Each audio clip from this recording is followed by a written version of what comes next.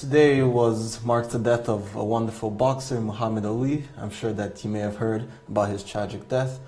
And the person Was it asking, tragic? Oh, not tragic, but just death. the death is tragic. Okay. Just death is tragic. So the person's asking, what is your take on this, and has he ever influenced you in any way?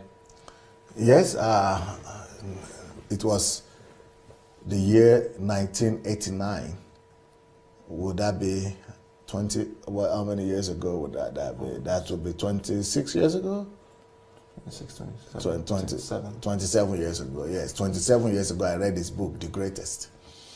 And yeah, I underlined a lot of things. At that time, I was 22 years old. And, you know, I was able to underline a lot of life lessons from his book, and then from his documentaries, from his biographies, films, documentaries about him, and I've learned some lessons from Muhammad Ali. I really commend the fact that he was a man of free spirit, and one of the lessons I learned from him is that you should never be shy to be who you are.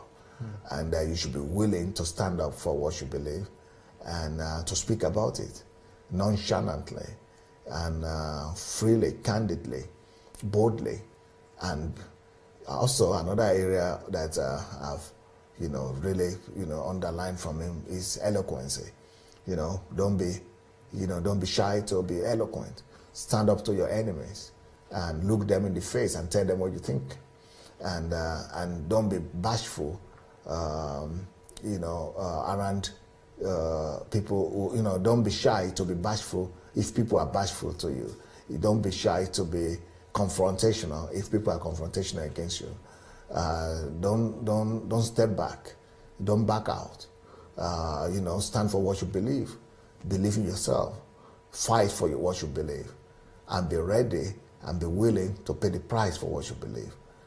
Even if the whole world is against you, if you believe it, go for it. And if you believe in something, don't be afraid to pay the price for it. Life and time knows how to justify you eventually. You'll be vindicated eventually with time. So a lot of lessons from the life of Muhammad Ali. As a young man growing up, I'm really glad, and I was blessed to have read some of his stories and to have learned and observed his life. And by observing him, I am who I am. I am bold everywhere. I'm bold to talk everywhere. I stand for what I believe. I'm not shy. I don't back out. I'm not timid. No spirit of intimidation in me at all. And you could see that in Muhammad Ali. He's not intimidated by anything, not intimidated at all.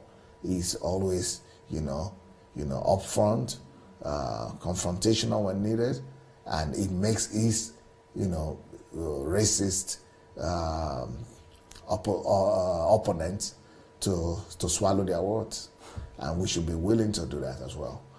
So a lot of lessons to learn, and he's not shy, and he's not intimidated to tell the world who he is. He said he's the greatest and declared it. It's against what people would normally say, that you are supposed to be modest. No, he believed who he was, and he proved it on the stage that he was the greatest. So he paid the price, proved it, and he was not shy to talk about it.